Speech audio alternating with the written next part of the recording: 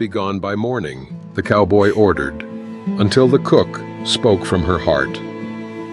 Winter came down from the mountains the way it always did out here, slow, quiet, and without mercy. Snow didn't fall all at once. It crept. It settled into the cracks of the land, packed itself into fence posts and saddle leather, dulled the world into shades of gray and bone. The prairie went still beneath it, as if the earth itself had decided to hold its breath. The broken spur stood alone against that silence. It was a long, low building crouched beneath the weight of cold, its windows fogged, its sign creaking on rusted chains. Smoke climbed from the chimney in a thin, tired line, struggling against the wind. Inside, warmth existed, but only barely, earned by firewood, sweat, and hands that never quite stopped working. Eliza Hart worked the griddle with sleeves rolled and jaw set, breath rising faint in the air each time the door opened. Coffee boiled too long, bacon hissed low, the smell of grease clung to everything, including her hair, which she had twisted tight beneath a faded kerchief before dawn. Winter meant fewer travelers, but harder ones, the kind who came in with snow on their boots and trouble in their eyes. She heard the horses before the door opened, heavy hooves, multiple riders, men who didn't ride for pleasure. Eliza stiffened, then kept moving. Plates didn't wait for nerves. The door swung open and cold rushed in like a living thing. 3 men stepped inside, coats dusted white, shoulders broad beneath wool and leather. Spurs rang sharp against the floorboards. Conversation died at once. Even the fire seemed to pull back. The man in front was the tallest. Black hat pulled low, scarf wound once around his neck, ends tucked in neat. His coat was worn but well kept, the kind that suggested a man who fixed what broke instead of replacing it. Snow clung to his lashes when he lifted his head. His eyes swept the room, not searching, measuring. Cowboy. Eliza felt it in her spine before she named it. Not the young, loud kind who drank to forget the cold. This one carried winter with him, lived inside it. He took off his gloves slowly, like time belonged to him alone, and stepped up to the counter. "Coffee," he said. His voice was low, even. No edge, but no softness either, and whatever's hot. She poured without answering, slid the mug across. Their fingers didn't touch, but the space between them felt charged, like metal before a storm. He drank. Once, then again. His gaze shifted, brief, dismissive, until it landed back on her face. Stayed there. "You new here?" he asked. "No," Eliza said. "You are." A corner of his mouth twitched, not quite a smile. "Name's Cole Mercer." She nodded once. Didn't ask. That did it. A smile this time, small and sharp, gone almost as soon as it came. He took a seat near the stove, back straight, coat still on. The other men followed, louder, hungrier. Cards came out, coins clinked. The room filled again, but the cold didn't leave. Eliza worked. Plates, cups, movements she could do blindfolded. But she felt him watching her. Not like a man watching a woman, more like a man memorizing a place before deciding what to do with it. Outside, the wind howled. By the time dusk bled into the windows, the storm had found its voice. Snow slammed against the walls. Travelers cursed. Someone suggested staying the night. The owner nodded without enthusiasm. Cole Mercer stood. He walked to the counter again, slower now, closer. "You the cook?" he asked. She met his eyes. "I make the food." "That enough to keep you alive out here?" Eliza stiffened. "It has." He studied her another second, then reached into his coat and set down a coin. Gold, heavy, more than a meal was worth. "Be gone by morning," he said. The words landed quiet, final, and then, before she could answer, she spoke. The words left her before she'd decided to let them. Why? The room didn't stop breathing, but it changed. Cards paused mid-shuffle. One of the men at the back shifted his chair. The stove popped, loud as a gunshot. Cole Mercer turned fully toward her. Up close, he smelled like cold leather and wood smoke. His face was weathered in the way winter leaves its mark. No wasted lines, just the necessary ones. There was a scar along his jaw, pale and old, half hidden by stubble. His eyes were the kind that had seen people leave and never bothered to imagine them coming back. "Because this place won't be safe by then," he said. Eliza didn't look away. "You planning on making it unsafe?" Another pause. Longer. "No," he said. "I'm planning on being honest." She folded her arms, leaned back against the counter. "Honest would be telling me who you are to order anything." His gaze flicked briefly to the men at the tables, then back to her. "I'm passing through," he said, "and trouble passes with me more often than not." "Then keep moving." A corner of his mouth lifted. "Storm won't let me." Outside, the wind slammed against the door like it heard its name. He pushed the coin closer to her. "You don't owe me an answer tonight. Just don't be here when the sun comes up." Eliza picked up the coin, felt its weight. Real, solid. Enough to buy supplies, enough to leave. She set it back down. "I was here before you," she said quietly. "I'll be here after." Something shifted in his eyes then, not anger, not threat, regret. He nodded once, took his seat again. The moment passed, but it left a bruise. Night thickened. One by one, men bedded down on benches or near the fire. Snow sealed the windows white. The broken spur became a pocket of warmth floating in a frozen world. Eliza cleaned until her hands ached. When she finally sat near the stove, she felt exhaustion sink into her bones like cold water. Cole Mercer hadn't slept. He sat with his back to the wall, hat low, eyes open, waiting. Waiting for what, she didn't know. Sometime near dawn, the horses screamed, not whinnied, screamed. Cole was on his feet before the second sound hit. He moved fast now, coat shrugging onto his shoulders, hand already on the door. "Stay inside," he said. Eliza was already standing. "No." He looked at her then, really looked, and something like acceptance crossed his face. The door flew open. Snow and chaos rushed in together. Shapes moved in the dark. Riders, 5, maybe 6, faces wrapped, guns out. A shot cracked. Glass exploded. Someone yelled. Cole fired once. Clean. One rider went down hard, horse screaming as it bolted. The world fractured into noise and white. Eliza dropped behind the counter as another bullet tore through the wall where her head had been. She crawled toward the back, heart hammering, lungs burning with smoke and fear. Outside, boots pounded closer. Then, silence. The kind that followed violence like breath after drowning. Cole stepped back inside, snow streaked with blood along his sleeve. "They'll regroup," he said, "by daylight." Eliza stared at him, hands shaking. "You said trouble follows you." He met her gaze. "I tried to outrun it." She swallowed. "Who were they?" "Men who don't forgive," he said softly. The wind moaned through the broken window. Outside, the sky began to pale. Morning was coming. Morning arrived thin and gray, like it didn't want to be seen.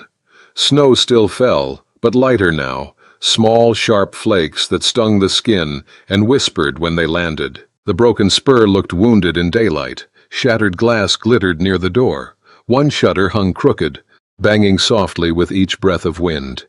Eliza stood at the window, arms wrapped tight around herself. The cold had found its way in and settled deep, a quiet ache in her joints. Cole Mercer checked the horses without speaking. One was down, shot clean through the neck. The others stamped and snorted, eyes rolling white, sensing what men tried to hide from themselves. He moved among them with a steady hand, murmuring low, like the storm might still be listening.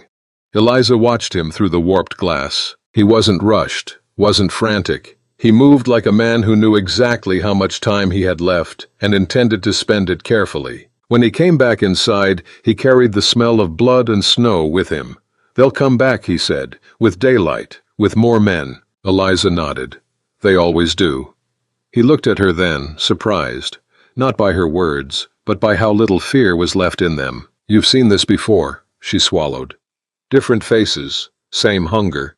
Cole leaned his rifle against the wall, took off his gloves. His hands were steady, but the skin was split at the knuckles, raw and red from cold and use. "I didn't want you in this," he said. Eliza let out a breath that almost laughed. "Funny thing about winter, doesn't care what you want." A moment passed, then another. Finally, he said it again, softer this time. "Be gone by morning." She closed her eyes. "I can't," she said. He didn't argue, just waited. I buried my mother behind this place, Eliza continued, right where the ground freezes first. She died in a winter like this one. Took 3 days to get the hole deep enough. Her voice wavered, but didn't break. I didn't leave then. I'm not leaving now. Cole's jaw tightened. They won't spare you, he said. Not for loyalty, not for courage. She looked at him, really looked, at the tired resolve, the weight behind his eyes. They're not here for me, she said. They're here for you. He nodded once, no denial. I owe them blood, he said quietly. Silence stretched between them, filled with the distant sound of wind moving through empty land. Then tell me, Eliza said, before they come back. Cole hesitated, then he pulled out a chair and sat. 2 winters ago, he began, I rode with men who thought they were doing good, clearing out bad soil, making room. His voice stayed level, but his eyes darkened. We burned a camp near the river. They said it was necessary. Eliza didn't interrupt. There was a woman, he went on, cooked for them, kept them fed. She spoke up when we started pulling people from their tents. His throat worked. They shot her first, to make an example. Eliza's breath caught. I didn't stop them, Cole said. Didn't lift my gun, just stood there. Outside, the wind rose again. When it was over, he continued, the men laughed, ate, said we'd done our duty. His hand curled into a fist. That night I rode away. Eliza felt something cold and sharp settle in her chest. And now? Now they want me dead, he said. For deserting, for remembering. She stood slowly, walked to the counter. Her legs felt unsteady, but she stayed upright. You think leaving me alone will make that right? He looked up, met her gaze. No, he said. I think staying might make it worse. She leaned forward, palms flat on the wood. I've lived my whole life feeding men who thought they owned the world, Eliza said. I've watched them leave scars and call it law. Her voice lowered. I won't run just because they've found a new reason to kill someone. Cole stood too now. They were close, closer than either of them had been ready for. They won't just threaten this time, he said. They'll burn it. Then we don't let them. For the first time since he'd arrived, Cole Mercer looked unsure. The sound of horses drifted in from the east. Eliza's heart jumped, but she didn't step back. Cole moved first. He crossed the room, barred the door, checked his rifle. Then he stopped, turned to her. If you stay, he said, there's no half measure. I know.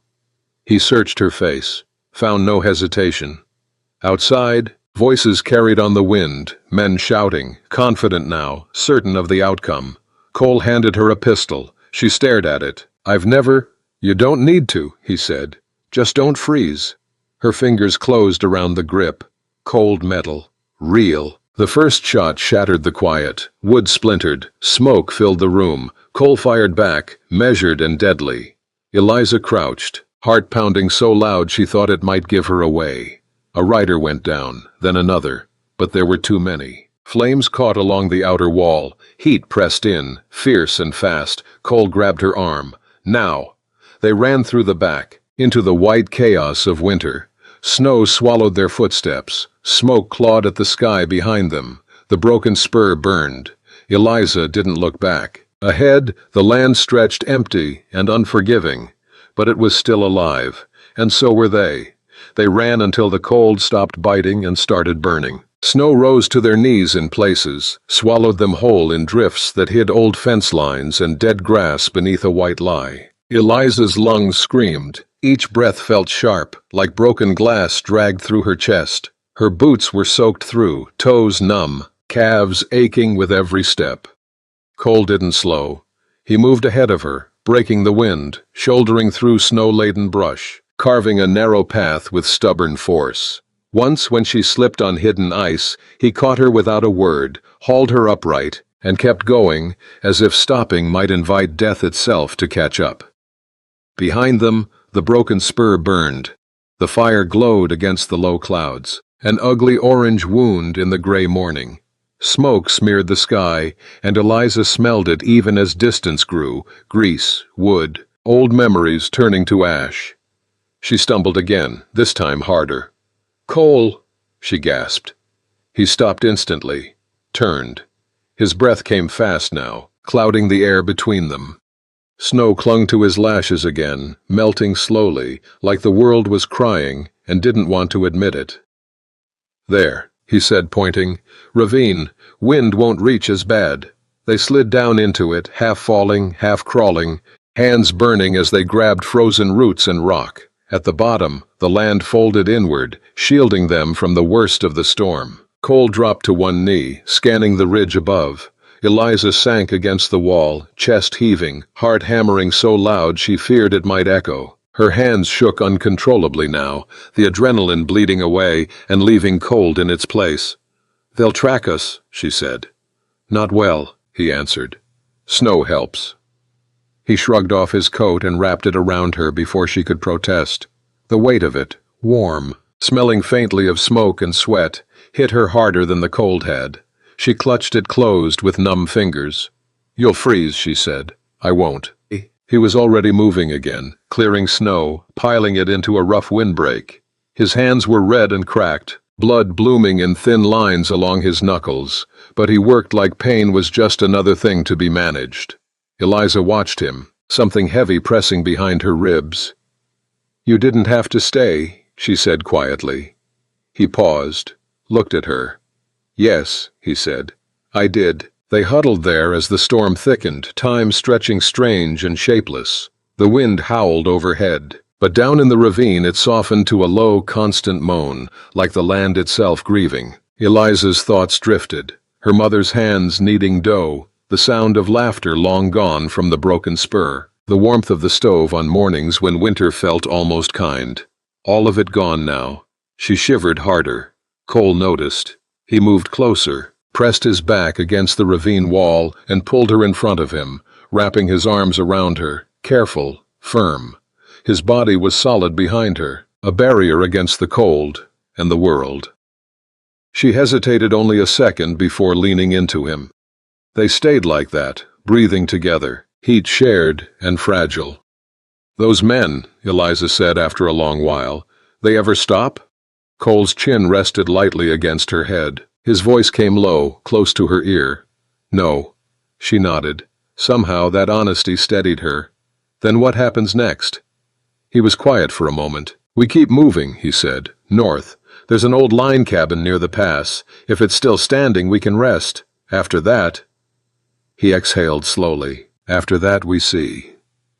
Eliza closed her eyes. Seeing was all anyone ever did out here. When the storm finally loosened its grip, it did so reluctantly. The snow thinned, the wind dulled, gray light seeped back into the world. Cole eased them up and out of the ravine. They moved slower now, muscles stiff, joints aching. Every step felt earned. The cabin appeared just as dusk threatened again. A dark shape against white, half-buried, roof sagging under snow. One window was broken, the glass long gone, but the walls still stood. Cole checked it carefully before waving her in. Inside, the cold was deep, but still. A ghost of warmth lingered in the air, like someone had once loved this place, and the walls remembered. They built a fire with what little wood remained. It crackled weakly at first, then stronger, flames licking up toward the cracked ceiling. Eliza sank to the floor, back against the wall, exhaustion crashing over her all at once. Her hands were raw, skin split and bleeding in places she hadn't noticed before. Cole knelt in front of her, took her hands gently. "Let me." She didn't argue. He cleaned the cuts with melted snow, movements slow and deliberate. His touch was careful, reverent, like her pain mattered. When he wrapped her hands in torn strips of cloth, she realized, dimly, that no one had done this for her in a very long time. "Thank you," she whispered. He met her eyes. "You don't owe me." Firelight softened his face, smoothed the lines winter had carved into him. For the first time, she saw how tired he truly was, not just from the cold or the fight, but from carrying something heavy for too long. "Cole," she said. "Yes? Do you regret it?" He didn't ask what she meant, didn't need to. "No," he said. Then after a beat, "I regret waiting." The fire popped. Outside, the wind sighed. Eliza leaned forward, rested her head against his shoulder. He stiffened briefly, then relaxed, one arm settling around her back, solid and warm. They stayed like that, two survivors bound by loss and winter and the fragile promise of another morning. Outside, the snow began to fall again, but softer this time, gentler. And for the first time since dawn, Eliza believed they might make it through the night. Night pressed in around the cabin like a held breath. The fire burned low, embers glowing red and patient, casting slow-moving shadows across the warped walls. Outside, the wind returned in cautious whispers, testing the structure, sliding fingers of cold through every crack it could find. Eliza woke first. For a moment she didn't know where she was, only that warmth existed behind her and that her body felt heavier than usual, anchored. Then memory settled back into place like snow on a roof. The broken spur, the fire, the running, Cole. She shifted slightly and felt his arm tighten instinctively around her waist, his breath deep and even against the back of her neck. He slept like a man who didn't often allow himself to, exhaustion finally dragging him under. She stayed still. The winter light crept faintly through the broken window, pale and blue, revealing frost clinging to the inside edges of the glassless frame. Her breath fogged in front of her mouth. She realized then how close she'd come to dying the night before, not from bullets or fire, but from the quiet kind of cold that stole people while they rested. Carefully, she eased herself upright. Cole stirred, but didn't wake. His face in sleep was different, younger almost. The lines eased, the weight lifted just a little. Eliza pulled the coat tighter around her shoulders and moved to the window. Outside, the land stretched white and endless, untouched except for the faint tracks they'd left coming in, already softening, disappearing. Winter erased things quickly. She turned at the sound of him sitting up. "You shouldn't be up," he said, voice rough with sleep. "Couldn't stay down," she replied. He nodded, as if he understood exactly what she meant. He reached for his boots, pulled them on slowly, wincing once as stiffness protested. "They'll be looking," he said. "I know. They'll follow the fire. The cabin won't stay secret." Eliza leaned against the wall. "Then we don't stay." Cole studied her. "You still willing?" She met his gaze. "I didn't run just to stop now." Something settled between them then. Not hope. Something steadier. Choice. They packed what little remained, dry bread, a half can of beans, the pistol, the rifle. Cole stamped out the fire until only smoke curled up from ash. When they stepped outside, the cold hit hard, sharp enough to steal breath. The sky was heavy with cloud again, promising more snow. They moved north, into land that rose slowly, stubbornly, like it was resisting the sky. Hours passed in quiet effort.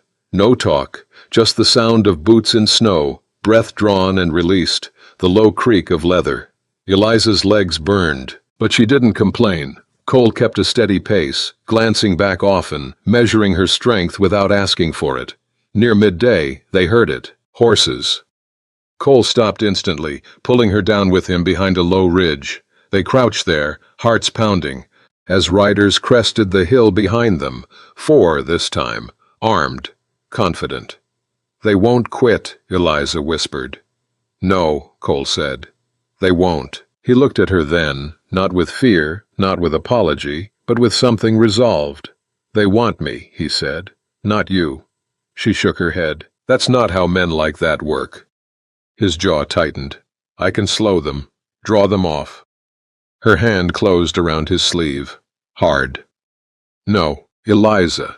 I've buried enough things in the cold," she said. "I'm not burying you." For a long second, neither moved. The riders drew closer, voices carrying faintly through the wind. Then Cole exhaled. "Then we end it," he said. They didn't charge, didn't flee.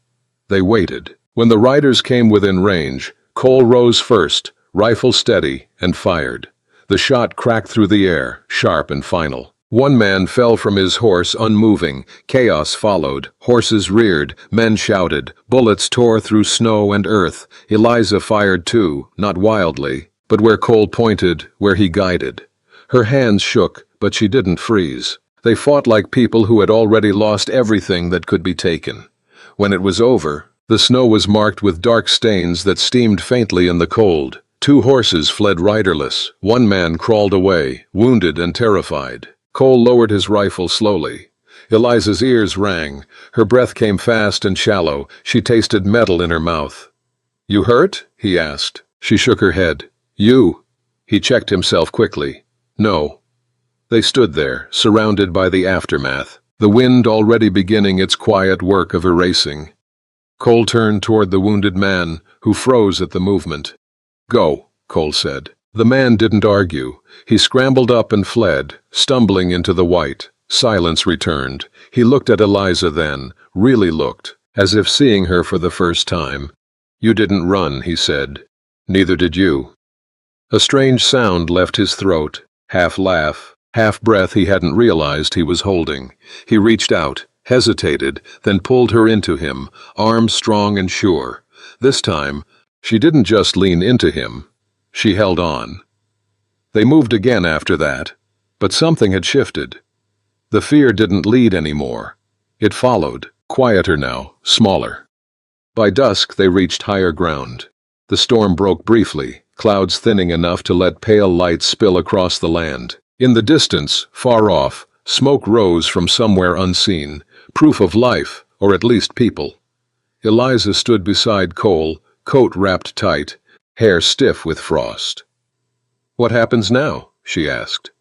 He considered the horizon. "We find a place that doesn't ask us to be smaller." She nodded. That sounded like enough. As night fell, they walked on together, 2 figures cutting a narrow path through winter. Behind them, the land closed. Ahead, it opened. And for the first time since the cold had begun, morning didn't feel like a threat. It felt like a promise.